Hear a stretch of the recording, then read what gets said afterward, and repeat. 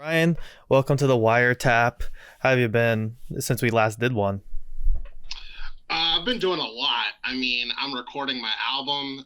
We're like still working on guitars and tones and stuff like that. Um, and I'm starting to track bass. I'm starting to track banjo in the studio for the first time. Oh shit. Outside of music, we're gearing up for the announcement of the release of the Safe and Sound documentary film. And there's a lot of interviewing that's going on. There's a lot of just calls. I have a new day job, so that's been a lot. I have been working intensely with a friendship, and I recently lost that. But I'm living, and other than that, I've just been working on a lot of music outside of myself. But I'm doing my best. Yeah, and that's what matters. Yeah. You've been doing just like a lot in general, like just like from what I've seen, like just online of what you've posted, and especially with the hmm documentary, I know how much work that is because I've had to do a couple for school, Oh, and oh my god, it's a lot of work. So like yeah, that's good and shit. I'm not even. Yeah, and I'm not like doing this by myself. I'm like working with Brianna. I'm the assistant producer. I'm just the person that's like the face of the documentary. Um, and then I'm also working with an editor, Alex Danilla. I'm working with a graphic designer, Katie Galvin, who designed this hat too. Hell It's yeah. very fresh. You can still see the barcode there. Let's So that's go. happening. Um, but yeah, and I've been hosting open mics too. So Oh, nice. yeah, Dude, nice. Yeah, you've been just burning hot, like in terms of like yeah. shit you're doing. It's wild. Thank you. Appreciate it. So, what made you end up wanting to do this documentary? So, to be honest with you, if you asked for like my long-term vision of myself as a creator, I would want to be able to create content that's musical. I want to do videos on documentaries on all sorts of things, like what does a musician's bedroom look like you're looking at it, to, you know, food, to different types of seltzer, to the ins and outs of the DIY industry. And this was just my first documentary of so many more that I have planned in the future with different people, where this documentary was really just asking the big question: what's the relationship between culture and music? Yeah. And we started talking and having conversations with people about safety and consent and inclusion and diversity. So, Safe Sound Film is a documentary about safe spaces and safety and consent, and why music provides this platform for marginalized individuals and values safety. So, yeah. That's awesome. Fuck yeah. Like it's especially perfect for like for the DIY space too cuz it's all like self-run and stuff. So like if you have a problem with someone, you can like go to the person that owns the venue basically or wherever you're Yep. at because like Yep. you just know them. Like it's one hmm of my favorite things. There's a venue over here called the Hive, and it's like one of my favorite like DIY venues. They do all kinds of shows there, and like for first time I was there, the owner just was like, "Hey man, I haven't seen you around. What's up? How's it going?" And I was like, "Oh, hey dude." Like it's True. super like warm and like just like caring, and that's been my experience at least with the DIY community and stuff with like house shows especially. Just very True. warm and True. loving. Yeah. True. How Yeah. was And like, oh, keep no, going. no, you're good. You're good. I want to hear what you're gonna say. I liked that you said that because, what kind of inspired this documentary from a topic point of view was having dinner with Brianna and going like, hmm, there's a relationship between culture and music, but what is that relationship? Yeah. And I acknowledge that from the amount of couches I slept on, because I'm kind of low key like a professional couch surfer, because Hell I've yeah. toured so much. And Oh then yeah. I just started thinking like, I've vlogged with people. You can check that on my YouTube. I've blogged about it. But what does it look like capturing DIY across America as like a video? Yeah. And that's how that started to happen. And I like that you shared that about your community in Seattle. So yeah. Yeah. Like I feel like especially like DIY musicians, there is like almost no one else that knows more about how comfy a couch is by the couch, by the look Yeah, than just DIY musicians. exactly. I've had so many just like, what do you think about my couch? It could be better. okay, what True. about it? And it's like, and then they Yeah. just go off. It's great. You're not wrong. I mean, like, granted, my back's in pretty all right condition. It could do better, but yoga's fixing it and cupping. Like, I could definitely say, like, any DIY musician can talk about like the right couch versus the wrong couch. So, Yeah. yeah, you're right.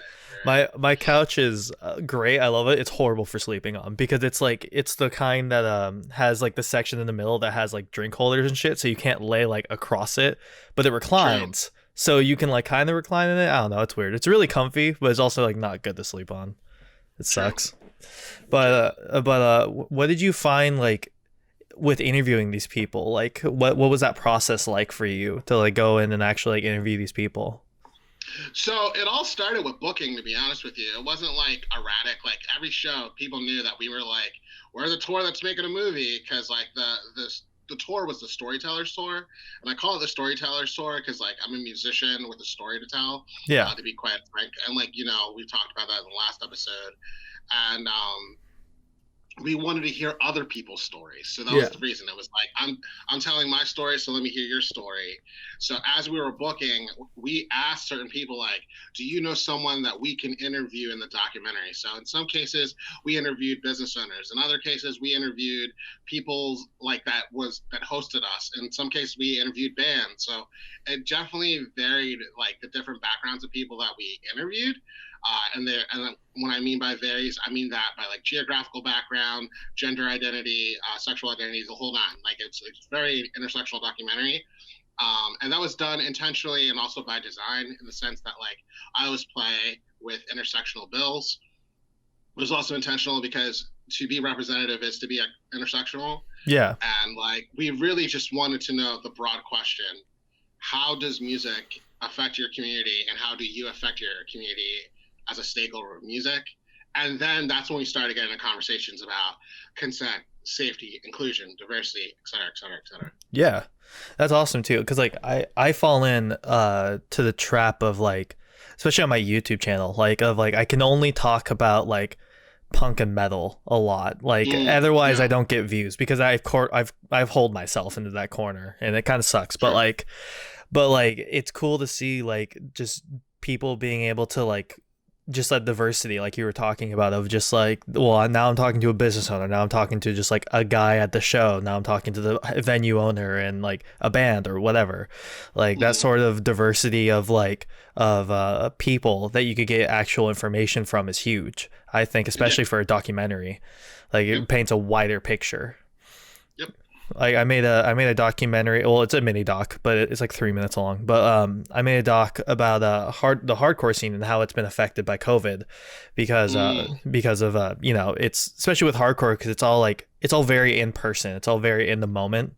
So it's like it's kind of hard. Like I have so many friends that from the hardcore scene around here that like I haven't seen in like a year plus, and it sucks. And it's just like it, because the only time we see each other is at shows. I've seen a couple like people that I've interviewed and like some bands and stuff that I've like shot videos for, but like it's not the same because it's like we're not at a show, or not, the whole thing. And like I ended up interviewing a couple just like people who go to shows, not even band members, and that was really interesting because I'm used to interviewing like just artists, and I'm not as used to interviewing like people who just observe.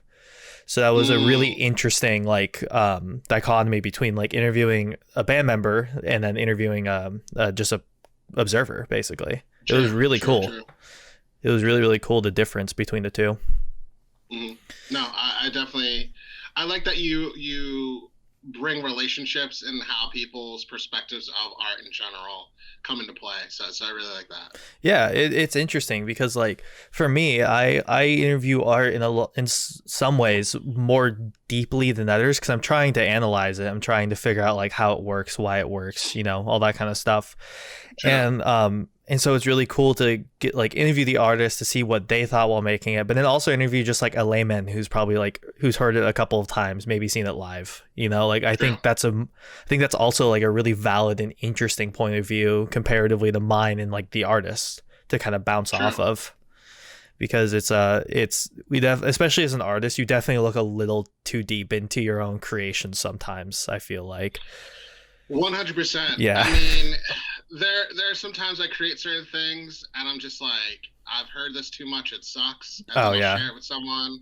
Like there's actually a song I'm working on now, and it's a beat for a musician, and he's like, "This is the most fire beat," and in my head, like I'm just like, "Whatever, bro." I'm just like I've heard it so many times, Yeah. and like my biggest fear, honestly, as a musician, is like that I create a song that has like some real traction, and someone interviews me and goes, how does it feel?" Oh And I'm gonna God, say yeah. some shit like, "I've been hearing this for 5 years, and you just heard it." Yeah. Like Yeah. I'm gonna be too honest, but you know exactly what I mean, though, Yeah, I know right? exactly Yeah. what So you mean. When my old band made our single, we've been playing it and recording it and doing the whole 9 yards and playing it at shows. And when it finally mm, released, a bunch of people were like, "Oh, this is so awesome!" And I was like, "Dude, this fucking sucks. yeah, This just fucking yeah. sucks."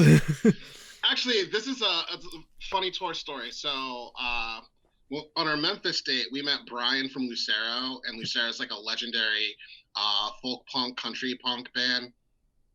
And Brian's like at the bar with me, and we're drinking like seltzer cranberries, no alcohol. We both don't drink. Yeah. And Brian's like, "Let me ask you something, youngin," because he's definitely like older than me. Yeah. Call everybody youngin, like he's literally legendary. Yeah. And I was like, "What's up?" He's like, "Do you want to go viral or do you want to have a career?" I was like, "Well, I want to have a career." He's like, "Great answer." He's like, "The reason why I asked is because if you go viral, you're gonna get sick of music real fast because everywhere you go, people are gonna be asking you to play the same song again and again and again and Oh again and God, again, yeah. and it's gonna drive you nuts." He's like, "The tour you're on is the best kind of tour ever because no one knows you. You could switch up the bill or you could play the same thing, and people are just gonna like you for who you are. But Yeah. once you become famous, you're a product, and then all they want is that one Oh song, God, and it's yeah. gonna suck." And I was just like, "Oh shit." That's so good. That's such a good way He's to right drop though. it. He's Yeah. so right. He's He's so right. he's Though. really right. That's so funny to just drop on someone. But he's so right. Like Yeah. oh God, yeah. Like my favorite thing about being in my old band was the fact that like if I fuck up, no one will know. Like No, or especially tell, or they yeah. can't tell. You Yeah, know. especially cuz I was in a hardcore band, so like all of it's streamed. So like if I fuck up the words, I just have to gurgle for a couple minutes, and people are like, "Yeah, that sounds cool." like, Yep. like that's what matters. And I was like, that's such like a freeing thing that like would instantly like Thanos snap away if it Exactly. got big. Exactly. No, no, you're so right. You're so right. You're so right. Yeah, no, it's virality, especially with music. Virality is so interesting, especially nowadays, because like in the '90s and like the '80s and past, and in the past in general, you have like one hit wonders and stuff like that, right? But I don't really think we Hmm. have those as much nowadays. I don't really see that as much in like general music. Like it's if there's a one hit wonder, usually they make a couple more hits and there's enough of an audience that cares enough about them to actually like follow their career, it seems like. I like that you say that because in my head, I think there's niche hits now because you could be blowing up, quote unquote, Yeah. and no one knows who you are. Oh And by yeah. the way, sorry that I'm burping. I just had kombucha and I'm about to have seltzer. You're good. Anyways, You're good. it's just like it's like a niche hit thing because 100,000 streams is still good, but that's 100,000 streams of like a targeted sample pool. Yeah. Because like for example, I like Little Nas X, Yeah. but I only listen to it after the hype's over.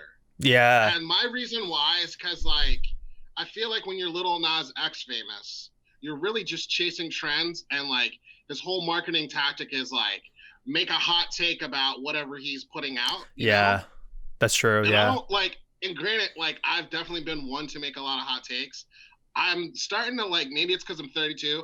I'm starting to get tired of it because it's like it's not helping anybody. It's not helping me. It's just unnecessary stress. Yeah. So like when I hear things or like look at it as an artist and a listener, yeah, you're so right because there's not too much music that's like universally viral, or once it becomes universally viral, that's usually like the rise and fall of it because it's like Taylor Swift was universally viral at a time, and Yeah. she's now a household name, but you can't exactly say that everybody listened to Evermore. Yeah. Exactly. You because people are like, well, that's not my thing anymore, or like Bruno Mars was really huge at a time, but everyone didn't listen to like his last records ever since Billionaire. Exactly. Yeah. And the list continues. And I definitely think at a time, like Take It Back to Senorita by Justin Timberlake, like that time and before, Yeah. everybody was listening to Senorita because that was it. Yeah, that was like the thing. Now you can choose to like what wormhole you want to jump into. Yeah, You know? especially with Spotify and YouTube in general, you can fall into a wormhole real quick. And Yeah. like, but yeah, no, like I feel like nowadays it's more of like you were saying, like a rise and fall, whereas before it was like you have the one song goes, and then you don't get another song for some reason or Yeah. another, and then you just kind of fall off the map. Like everybody knows Old Country, old is it Old Country Road? Old Town Road. Yeah. Wow, keep that for the memes. Everybody knows Old Town Road, but not everybody knows Panini, and everyone definitely doesn't know the last one. Yeah. So it's just like, see, I didn't even tell the title because I don't know it. I just know Yeah. he like bangs the devil or something like that. Yeah. Actually, that might be wrong. No, The point is, he does like- fuck the devil in that. Or no, he gives the devil a lap dance. He gives the devil a lap dance, and then like there we go. yeah, which I mean, But- like sick imagery. But Yeah, hey, do you? Yeah. I'm for it. But my whole point is, it's like, I think at a time, like if you take it all the way back to the Beatles or Jimi Hendrix, people knew songs and deep cuts left and Yeah. right because you were following that artist. And like on one end, you could say like it's oversaturation, but I don't think it's oversaturation. I think it's market segmentation. yeah, no, I agree with you there. I Dropping agree. that ball. Like a good example of that is 100 Gex and like Death Grips and that whole like Yes. experimental rap sort of area of like, especially Death Grips. It's so weird how like big yet small they are. Yep. Like they feel like you can go up to like most people in a music venue and ask them like, hey, you know who Death Grips is? And they'll be like, yeah, probably. Like most of them will be like, yeah, I know them. And then, but if you go onto the street and ask like some random dude like, hey, do you know who Death Grips is? Most likely you're gonna get a no. Like Exactly. it's weird how like everywhere they are yet nowhere. It's like Yeah. what you're saying, like the niche hits. It's really interesting how like music has changed with technology in that way. True. And I mean, I think in some ways that's cool because, like, respected to the documentary and just everything else, when people find out that you like a certain type of band or a certain cultural thing, then there becomes extra conversation that comes out of that. Yeah. Versus like for example, jam bands are like really cultural. Like if you go, oh, did you go to the fest? Well, no one went to the fest because COVID's real. Yeah. But like people do talk about like, did you check out the stream because I know you like this one band? Yeah. Or did you buy this merch because I know you like this one band, et cetera, et cetera, et cetera. So there definitely is like a new sense of closeness around culture. Yeah. Because of that now. Especially with music. Yeah, like walking into a music like I'm a even though I don't look it because I'm, you know, a content creator and shit, I'm pretty socially anxious with people face to face a lot of times. But like walking into a music venue, I am so fucking confident because I just like I know like generally what you like. If I'm walking in there, I'm like, hey, well, you like I don't know, like hardcore or something. You like hardcore because you're here. Nobody goes to a hardcore show and that doesn't like hardcore. You're gonna get hit in the face. It's not a good time for people who don't like hardcore. Exactly, because they know what they're signing up for. Exactly. And so it's like, well, I know everyone here likes hardcore, so if I don't know someone, I know I at least have that. True. Like True. I at least can go like, hey, you like Knock Loose because you're here at their show. What's up? Like, how's it going? When did you find them? Like, where were you in life? You know, like Exactly. that's why I like folk punk too, especially is because everyone in folk punk has a story. I've found Exactly. like everyone And in seltzer. hardcore. Yeah, and seltzer. Like everyone in hardcore, like it's just kind of like, yeah, I like hardcore. I like ass beaters and stuff, and it's like, all right, cool. But like in folk punk, you walk up to someone, you're like, hey, why do you like folk punk? And they're like, oh, dude, I got this whole story, and they like just lay it out, and it's like a whole saga. It's No, interesting. you're completely right. You're completely right. Yeah, it's like I think it's just because. Especially with folk punk, like the closeness you get with these artists, because they all just like are normal people for the most part. Yeah. A lot of them are just kind of normal people. Like, I don't take pictures with musicians.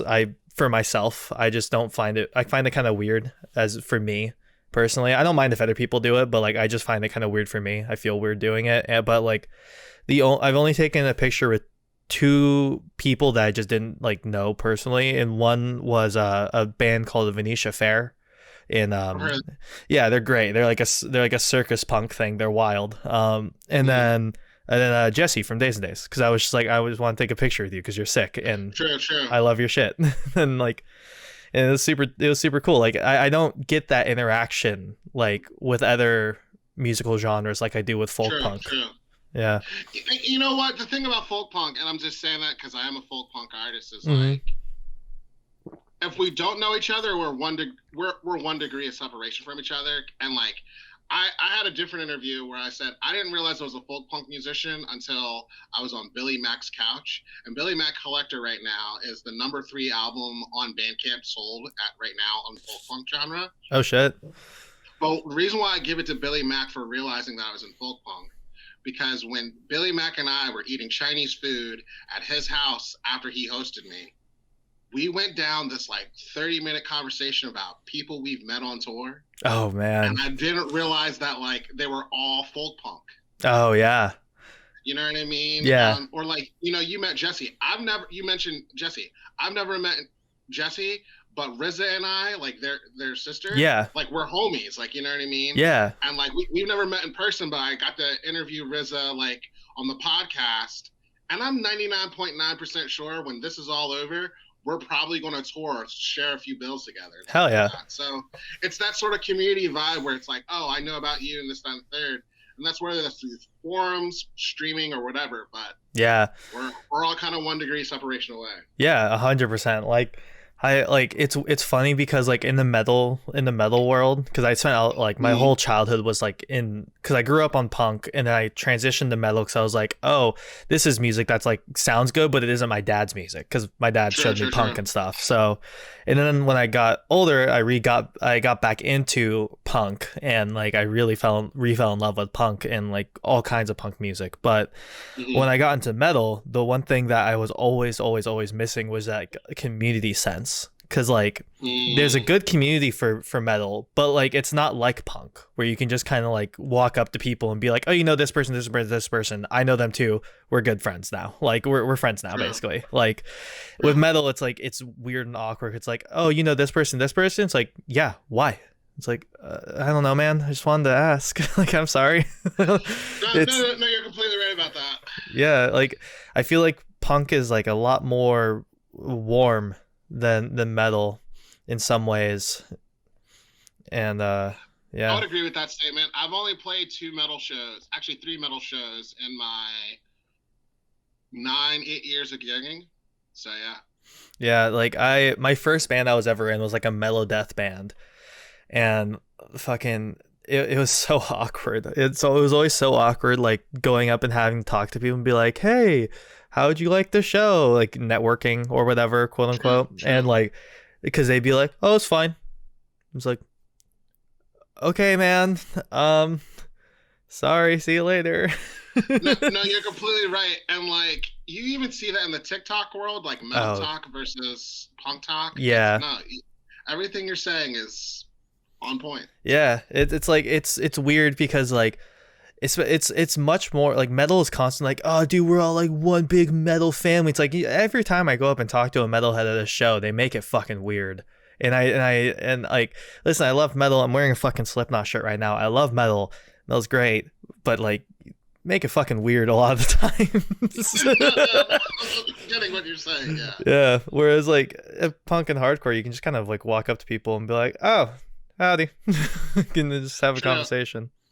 And now that you say it, the 2 places on tour that we didn't interview anywhere, well, actually, I shouldn't say didn't interview anyone, like didn't really use much B-roll, were actually metal venues. Yeah. Like it didn't seem that way in the midst of the booking. And one place we definitely got paid, the other place we didn't. Oh, yeah. And then another space we almost played, we didn't realize that we were booking a metal venue, but we got saved by some locals. Shout out to Steven from Louisville. I miss y'all. You know, so it's real. It's definitely a real thing. So yeah, dude, booking in a DIY space is like such a nightmare. Like it's a real nightmare. I've done it like twice now, or where I've either helped people book or like I tried because like my old band, we tried to book a tour, but we ended up exploding before then. classically. True.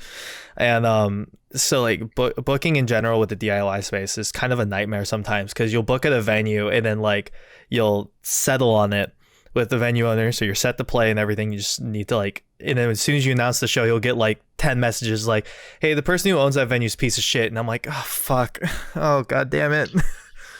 That's a lot of what we talk about in the documentary, about how like DIY ought to, and doesn't always, but ought to, have a vetting process for these types of things, because it's like there's a lot of abuse in the scene, and there's a lot of blurred lines of communication in the scene, and we need to be more accountable about that, because like piece of shit can mean so many things. Like, is the person an abuser? Is the person like someone who scams bands for ticket sales? Is the person like the person that will say, hey, the show's booked but it's not booked at all? Like there's just a lot, and I think that comes with the territory of like organizational anarchy. Where like DIY is like this place where anything goes, but reality anything doesn't go, because you're going to be held accountable for your actions. Exactly. Like there was this one venue, thank god it's gone now, but there's this venue in Seattle called Studio 7, and we played there a couple of times. It's a metal venue, and we played there twice, and one time we didn't get paid. And then second time he tried to pay us in fucking Coke. Whoa. Yeah. He was like, do you guys want, by the way, I was like 19. We're all like 19, 18. Nah. And I was just like, yo, bro, no. Nah. Give us dollars. Yeah. In the 70s that worked, but it's like that. No, right. It's like, it was as a like, sober man, that would be really bad and insulting. Yeah, like that's the thing, is that like we were all, none of us in the band was sober, but we definitely didn't do like, we didn't do drugs, like we just drank. True. So we were just like the only one who actively like did any drugs, I think, was our guitarist, and even he was like, I don't fuck with Coke. So like yeah, that's what I said. Like, that's low. That's messed up. I was like, dude, no, just pay me fucking dollar bills. And then he paid us, but I was like, bro, how the fuck? Why the fuck? And then I asked a couple other people, and they're like, yeah, no, he tried that with us too. And I was like, what the fuck, man? That's really like not okay. There's like so many problems with that. Yeah, and that's the thing too, is that like that was a big club venue here. Like they hosted Summer Slaughter every year, which is like a huge metal tour. Yeah, I've like, heard that. Yeah, like they're like that was so interesting to me, that I was like, man, you're still getting away with this kind of shit, and you have a venue this size? Holy shit. Yeah. Damn. Yeah, that's why like music is always interesting to talk, especially like industry talk with like other musicians, because I feel like every musician has a weird whack story with like some executive or some venue owner or something. I've got a lot of them. That's all I can say. And I mean, that's a different documentary. Yeah. Like that's not what Safe and Sound's about. But that would be. I think that would be a good documentary. That would be. Call it The Booking List. Yes. Yeah. No. I have a couple stories like that where it's just like venue owners or bookers being fucking whack and just like being weird as shit. Like there's so much of that. Like I think that ended up being what like turned me off to trying to pursue music, was just like industry people being weird as fuck. Like true. Yeah, it ended up being like, I don't want to deal with this for the rest of my life if I'm playing music. No one should. Yeah. No one should. And the truth is, like, I wonder, will we focus on being more fair post-COVID? And what I mean by that is, and I've said this in interviews before, like, save our stages, yes, but like save everything else. Yeah. To be honest with you, because like pre-COVID, there was just like a lot that wasn't doing right. Yeah. And, like, a lot of the financial models for these venues are like, our bottom line is that we have to pay our rent and pay our staff, which is respect, right? Yeah, I understand. But the way they're going about it, but inflows are just relying on bands only. And I'm just thinking like, yo, where's your event management? Where's your marketing? Where's your like mailing list? Where's your incentive for creating like a community? Exactly. That's why I say like, at the end of the day, a lot of people are starving for community. A lot of people are lonely. A lot of people are like trying to get back. And like, I think simply having shows isn't the way. Like, throw some guitar lessons in a venue before the show happens. And what I Yeah. mean by that is like a lot of venues, how they operate is like they're open Tuesday through Saturday or Tuesday through Sunday. But they're open from like 5:30 to say 11 or 2 p.m. 2 a.m. Right? Yeah. What happened before 5:30? Who said that there had to be one staff? Who said we couldn't have a daytime schedule for various events? Yeah. Like who said we couldn't have poetry afternoon events for the lunchtime workforce? Like who said like I could keep going. Yeah. But Like my where are whole these point is like where are these arbitrary rules coming from? Like that sort of yeah. thing. Well, where it's coming from is alcohol policies. But Mm. my argument is why not shift it so during the day you're not serving alcohol, but you're still serving a service? Yeah. That makes sense. Yeah. Yeah, that makes a lot of sense. Like there's so many like there's so much stuff around like around music in general and like booking in general that you just kind of like learn to accept as a musician Yeah. before, but Even then though you like know it's not right. yeah, you just kind of like learn to be like, oh, that's how they run it, so that's how it's gonna be. And then you like Yeah. thinking back on it after not being in it for a while, you're like, why the fuck was that ever allowed? Like, Exactly. what is happening here? Like, why is this the rule when it could be so much better as this? Like, you start to Yep. look at it in a critical eye. And I think you're right. I think like simply coming back is not going to fix a lot of the problems and it's not going to fix a lot of what people are feeling. Yeah. You have to actually have like real change. Yep. And I want to be optimistic. So Yeah. all I could do is talk about it right now. I don't even know if I have the leverage to be like, hey, do better. Yeah. Hopefully they will though. It's a big hopefully, but yeah. That's a hope. Yeah. So in the documentary, how many places did you actually go to for the interviewing process and for the booking and tour? I'm definitely gonna have this wrong, but the tour was 18 days and we went to 19 places. One of the days we did a 2 in a day. Oh shit. Yeah, and we went from Lancaster to Florida, so towns and states in between. And then we climbed up to Tennessee and played in Nashville. Went down to Memphis, went down to Mississippi, climbed right back up and played through the Midwest and in Ohio and Indiana. And then we climbed right back over to the upper South in West Virginia, and DC, and then went back home. Dude, that's insane. Yeah. That's a lot. That's awesome though. That you. gives you a really good spread for sure. Oh yeah, and then that just year I did that tour. I did a Midwest tour where I played all the way across Iowa, St. Louis, and a bunch of other places. Then I did a third tour where I played through the South and Midwest. Did a bunch of Weekender New England tours. Like I did a lot, and the plan was to do that tour, drop the documentary, then do a tour for the film across the U.S. and take it from there. But yeah, COVID's real. COVID's real. Yeah. Yeah. Fucking so much just like stopped with COVID. It's insane. Yeah. Everything just stopped. It sucks. It sucks a whole lot. Yeah.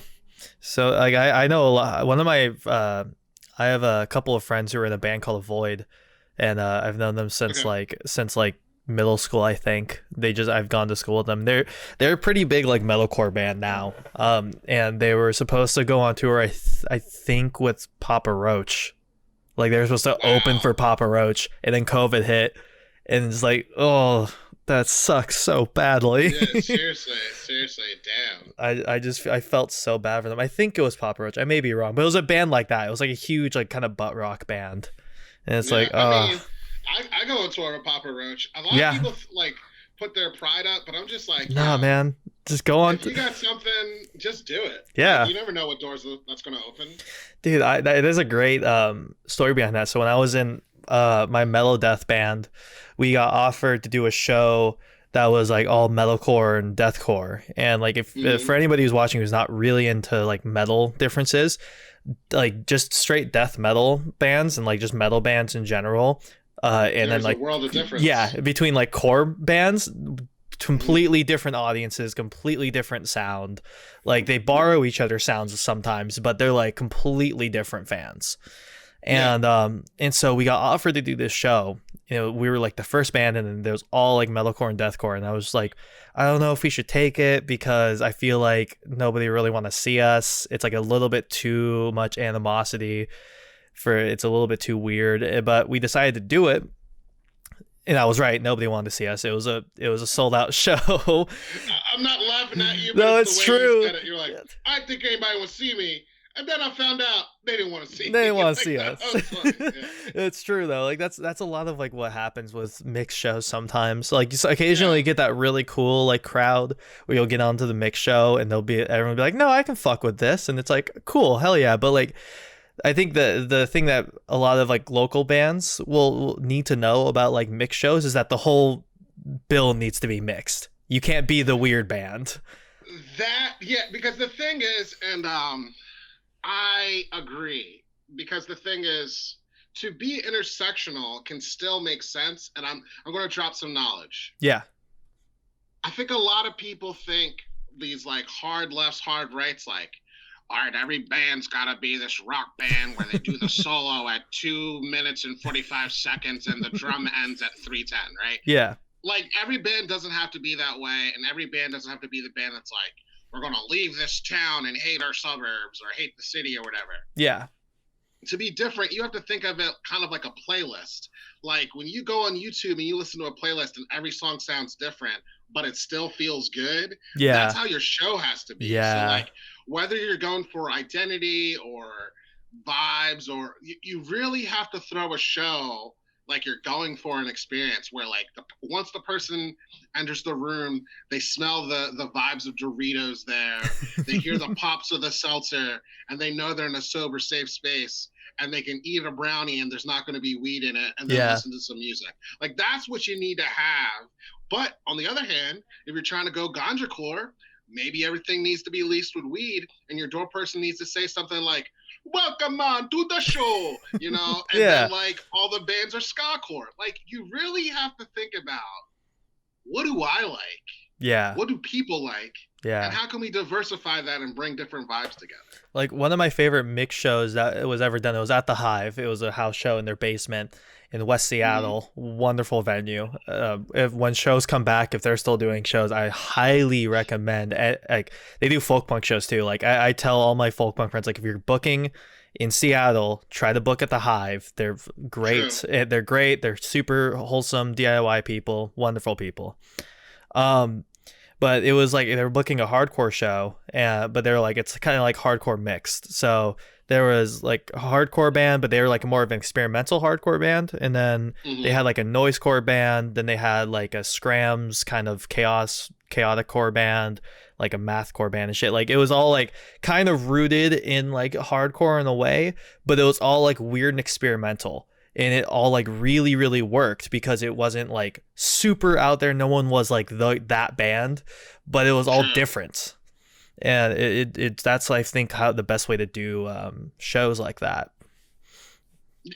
But same point, you know? Yeah, exactly. Like, you don't just put down music. Like, how can I put this?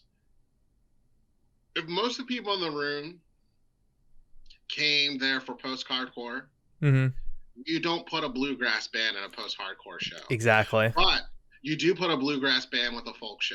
Yeah, exactly.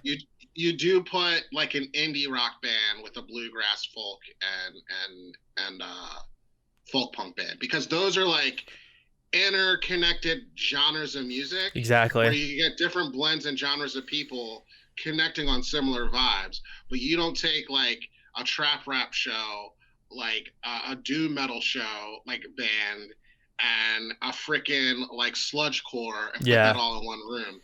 You might actually start a fight and be very confused why that actually happened. Yeah, dude, my the end of the story that got me on this topic was we didn't no one wanted to see us, but when we played, that's how that show we met our guitarist that we would later take into our band, and it changed like our entire band and made it like way better because he was just a really good writer, and we changed to like deathcore and stuff, and it made our band way better. But Mm. like playing that show, like it was like you were saying, like you never know. Like I didn't think like, oh, we're gonna meet some cool people. I thought like no one, everyone's just gonna be waiting for us to get off the fucking stage.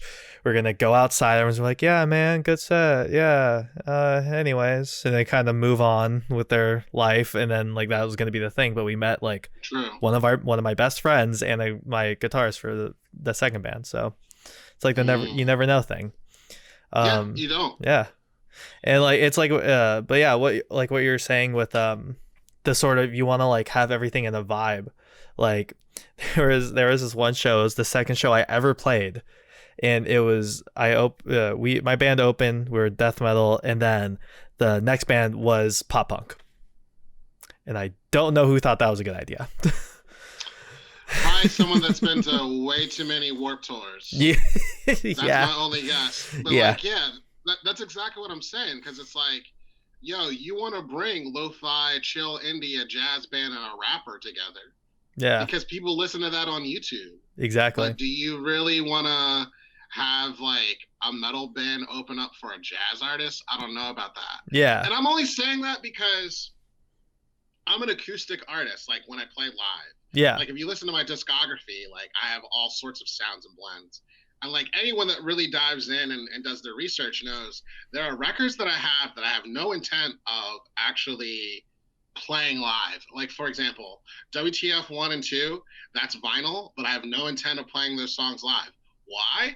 Because WF2 Part 2 is all 1 minute songs. And I'm really going to be like, all right, guys, you just listen to 4 songs in 4 minutes. Like, I might do that as a transition, but I'm not really like. It's not the focus.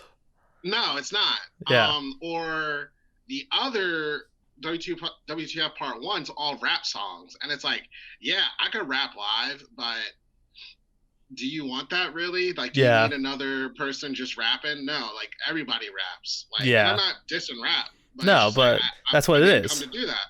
Yeah.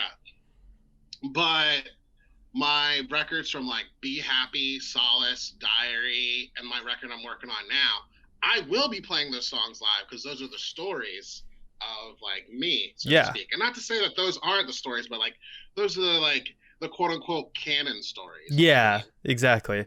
They're not the side quest stories. No. Yeah, that's interesting. Like there's always like one of my favorite bands, Census Fail. They're the first band I ever found on my own. They're like a post-hardcore kind of band. They put out 2 like metalcore records, and they only up until recently they like never played them live because people were like, because people didn't care about them. They came to see like the post-hardcore kind of emo sound. They didn't come to see like their vocalists like metalcore screaming a lot of the times. True. So like they just never really played them live until recently when they kind of started picking up traction for some reason. Buddy, their vocalist, was like, do you want us to play these songs live? And they were like, yes. And he was like, all right, I'm down, I don't give a fuck.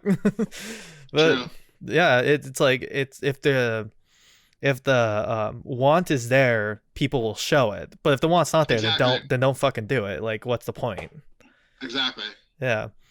And like that's the most interesting part, I think, of being a musician, is balancing like what people want versus what you want and stuff, and like trying to figure out like what's the best combination that you can have. True. And just my humble opinion, I think that's easier to do as like a promoter, event manager than it is as a musician. And my reason why is because when you're an event promoter, all you need to do is go to other shows. Yeah. And think about how can I make that a little bit more creative. I mean, you kind of can't do that now, but you can think about, with my budget, how can I make my stream more lit? Yeah. You know what I mean? Or like, for example, I host an open mic on Instagram every Wednesday. I didn't do today just because it's been a long day. But the reason why that works is because a lot of these live streams are very high maintenance and like, you need to do this, you need to do that, blah, blah, blah, blah, blah.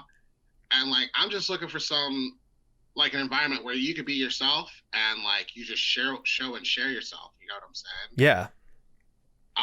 So that's kind of like where I'm coming from with the open mic. And I usually get people coming between 10 to 50 people like in the stream. Like, you know, it goes up and down, but people are being watched and you know, friends are being made. Yeah, that's awesome. But the reason why I did that is because I started with music as the open mic. So I was like, how can I get back to my own roots by giving it back? You get what I'm Yeah, saying? yeah, So I just look at it like when you throw a show, it's not about being the most creative or the most weird. You just got to do what makes sense, which sometimes means KISS. Keep it simple, stupid. yeah, exactly. So, But music, that's a whole different ball game. I can't tell people how to do music. That's your expression. exactly. Like that's why I always like that's why I've always loved talking to artists. It's because it's like, okay, like I think a great example is like my first two podcasts I ever did was with you and with Skylar from Straight Line Arrival.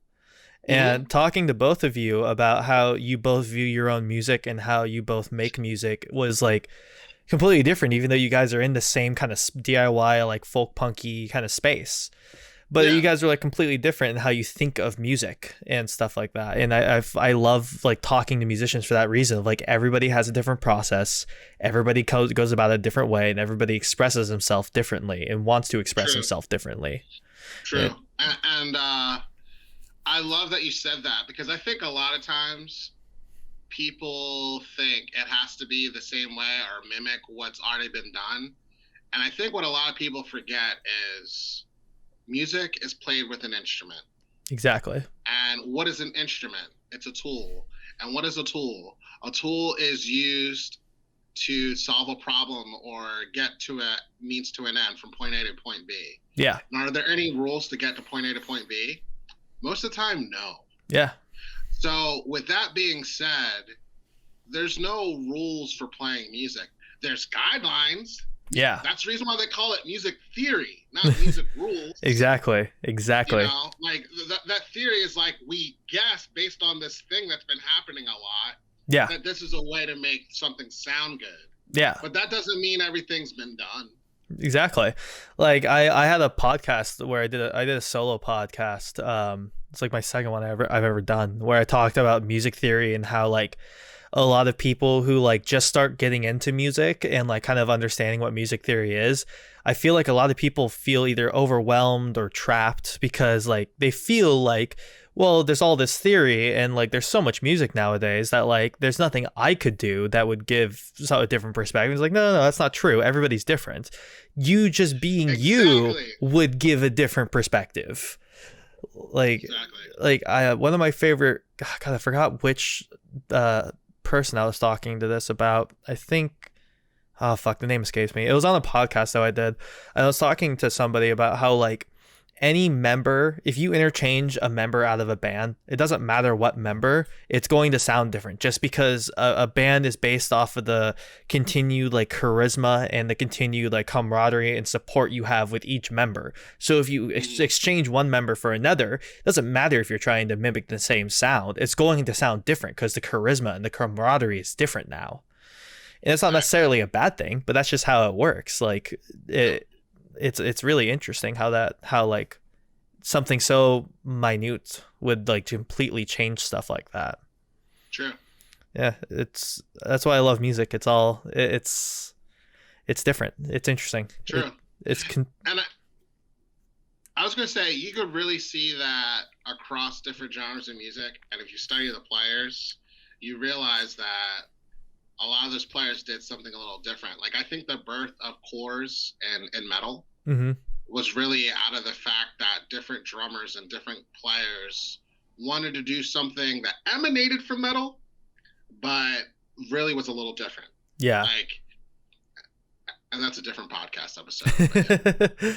That's true. Like the balance between creativity and technical skill is an interesting one, especially for metal, because it's so like intertwined with like, well, you have to be a good player to play in like death metal or whatever, which isn't necessarily true, but like but like, you know, like you would think that because you hear the drummer going like fucking 16th bass, the double bass notes, and you're like, well, that's intense. So like it has to be weird or different or whatever. It's like, well, they're like, you can change anything. Like you could change your guitar tone to just be sheer fucking like harsh wall noise type of tone, and like Sure. that's something different. Like, you know, it doesn't necessarily mean it has to be good, but experimentation is all about trying and then possibly failing and then trying again and then trying to find something that you like.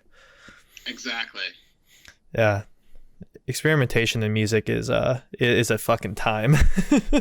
Yeah, and sometimes it's intentional and sometimes a mistake. Like for example, in the studio, there is a part that I intentionally left blank, hoping to dub it with an acoustic part, and then me and my guitarist Brandon was using my Dark Star reverb, which is like a reverb pedal that's like an echo, delay, and a bunch of other cool stuff. And we unintentionally filled that part with something way more cooler than what I intended. Oh, nice. So that's just a simple example of how that happens. But like, yeah, mistakes happen that sometimes turn out to be the best thing that happened on the record you're recording. Yeah, like stuff like that is so interesting. Like I there's this one like kind of scream style technique where if you've heard like some hardcore bands, they do it where it's like kind of screechy and high and more yelly. Like Knock Loose does it, and Every Time I Die does True. it. And I was like fucking around drunk at the park with my bandmates at one point, and I just like yelled, and I like yelled like that tone, and they're like, "You should do that on the record." And I was like, "Ha, yeah, that'd be funny." And then I tried it, Exactly. and I tried it on the record, and it turned out really good. And I was like, well, shit, like that's just how that happens sometimes. It's just you fuck Yeah, around drunk in a park, and then you find the best thing on the record. exactly. Yeah, like all that kind of stuff, like just experimentation in music, it comes out in weird ways. Exactly. Yeah. So this new record, how much can you talk about it? Like, what do you want to Oh, talk I can about a little talk bit? about it. It's independent. I mean, if I Okay. work with a label on it, it's because they got me Europress or something like that. Okay. Yeah. Yeah. So Yeah. it's called A Stranger That You've Met Before. And it's exactly what it sounds like. It's about the camaraderie of meeting people in a place where you both have like similar interests Nice. and you feel like you've known them forever and you're finding this home within that person. So in this case, it's about meeting people at shows and feeling very comfortable around them. So it's a 13 song record, might be 12, might be 14. There's like two more songs I need to record on it, and then after like, and what I mean by record is like just track it down and Yeah. maybe build parts. So like none of the songs are done, but like they're in different phases of completion. And I'm working with a producer named Kitsy from Philly who has a podcast called Left of the Dial. That's a reference.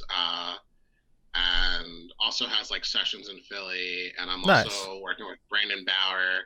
I'm going to be working with a string section. I'm going to be working with just a lot of different people. Dude, And nice. it's and like I'm taking my time with it just because COVID, and you know I don't know what the outcome's going to be, but I just want it to be great if that makes any Yeah. sense. No, I get So. you. Dude, everyone's COVID records are weird, and I love it.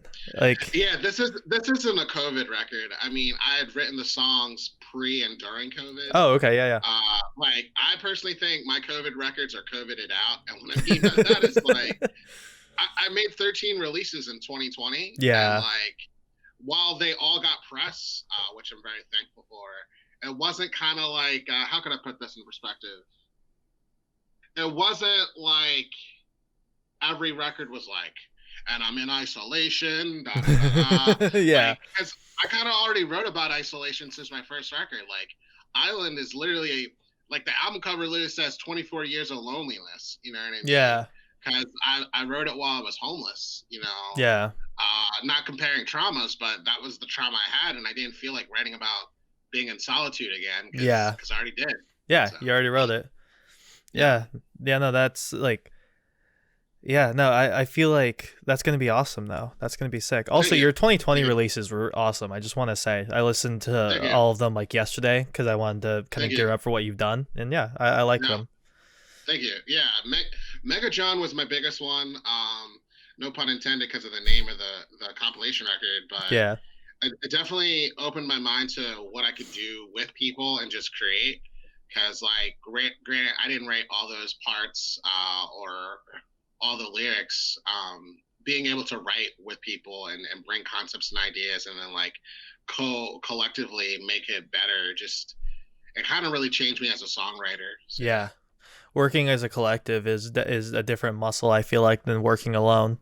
From Hmm. someone who's done both, it's I there's benefits to both, but it definitely changes True. how you think about it. Yeah. Yeah. Yeah. And I remember for a long time in my music journey, I used to think I had to do it all alone because I was a solo artist. And it's Yeah. like, that's so far from the truth. Yeah, that's so far from I the don't even truth. want to elaborate. It's just not It's true. just not, yeah, it's just not true. Like that's the whole thing, is that like God, especially within the DIY space in general, it's like you have to learn how to record, you have to learn how to produce, you have to learn how. It's like, no, dude, you don't. Like, I get that, like, it's your whole thing, it's the whole thing, but like, you don't have to if you don't want to. Like, Exactly. Just do what feels good. yeah, it's like if you don't want to learn how to like produce your own shit and like record it all and mix and master it, like, you don't have to. If you want to learn True. that though, go right ahead. It'll be Exactly. interesting. Yeah. Yeah.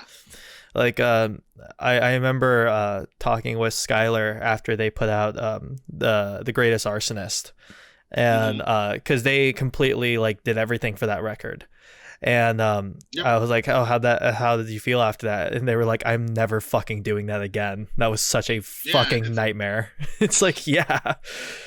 It's a lot of pressure. I mean, I just look at it as like do what you can. Like I Yeah. would say on this record, I am doing a lot. I'm not doing all, but I am doing a lot. Like tomorrow, I'm gonna be well. I don't know what I'm doing tomorrow, but like I'm tracking the banjo on this. I'm tracking the bass on this. I'm tracking the guitar on this. I am tracking piano on this. Oh, I am nice. tracking electric guitar on this. Did I say bass? Yeah, I'm tracking Yeah. bass on this. I've tracked synth on this, Oh. so I'm tracking ukulele on this. But rhythm section, that's good. That's good old Brandon BB Boy Bar. Like he's Yeah. doing the drums there. Lead guitar, we're both doing that. You know Oh what I'm shit. saying? Yeah. When it comes to violins, I can't play strings for Jack, so that's where I'm getting some hired help. I might get some horn section in this. So I'm really trying to make this record like an experience Yeah. with layers and vibes where like some songs are gonna feel folk punk, some songs are gonna feel alternative, but it's in the end of the day, it's an indie record. So yeah, I'm hyped for it. I'm really excited. thank you, That thank you. sounds like it's gonna be fucking really interesting. I Um, think so too. yeah, it's gonna be fucking awesome, especially with like the amount of instruments you're pulling in for this is gonna be so interesting to see how they like coexist together. On the I'm for it.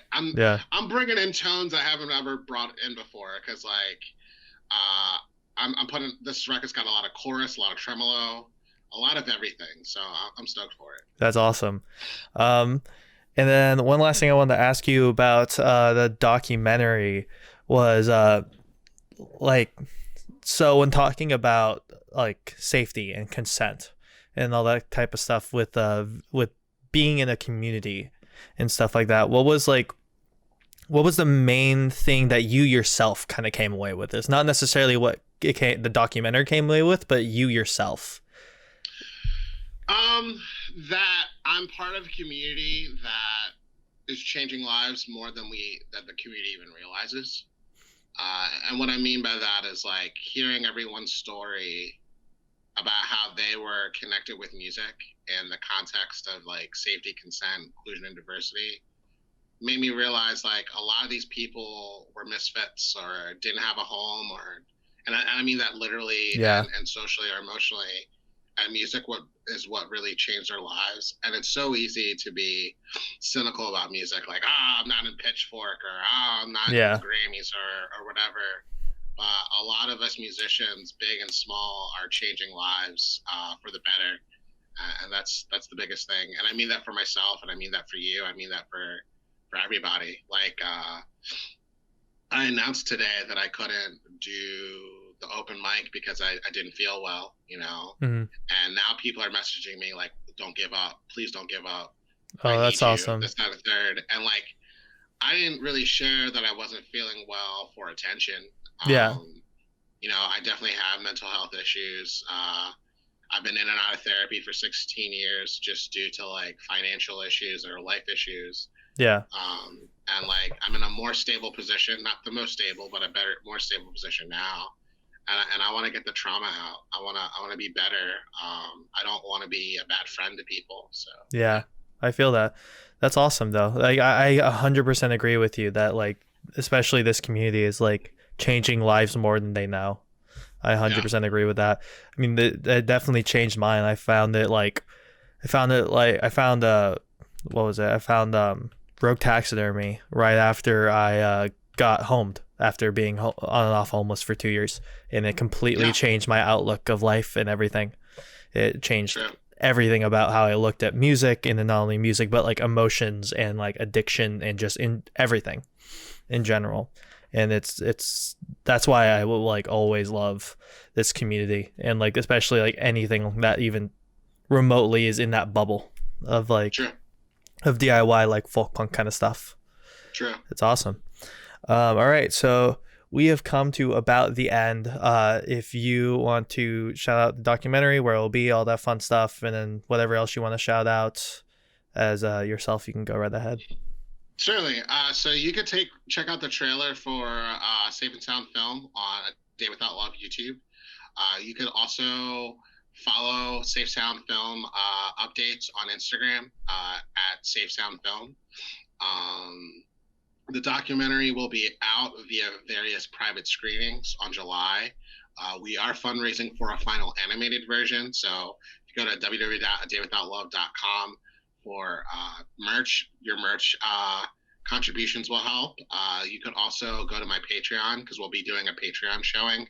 Patreon subscription could be as low as $1 to as high as $500. Yeah, because our animation is a pretty hefty budget in the last budget that we need to front. And what else? You could check out my music on adaywithoutlove.bandcamp.com. You can follow me on A Day Without Love via Instagram, Twitter, Day Without Love Band on TikTok, and also join my mailing list at www.adaywithoutlove.com. Awesome. Thank you so much, Brian. It's been really fun talking with you again. I feel like every time we talk, we have really interesting and cool conversations about this kind of stuff. Anytime. I appreciate it. Thank you. Awesome. Yeah. Thank you. And have a good one, everyone who's watching.